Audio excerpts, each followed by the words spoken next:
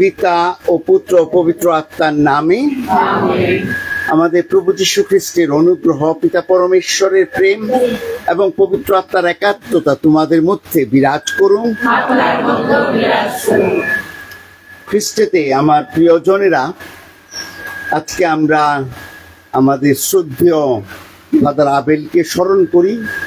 তিনি আমাদের মধ্যে একজন পুরোহিতদের গুরু হিসেবে খ্রিস্ট ভক্তদের অবশ্যই আধ্যাত্মিক মন্ত্রণাদাতা, পাপ স্বীকার শ্রোতা, অনেক বিষয়ে সৎ পরামর্শ, বিপদে পাশে দাঁড়ানো, কথা শোনা, অনেক গুণে গুণান্বিত একজন ফাদার ছিলেন। ফাদার আবেল অনেক সন্তুষ্ট ছিলেন, যদিও আমাদের কষ্ট তাকে হারিয়ে।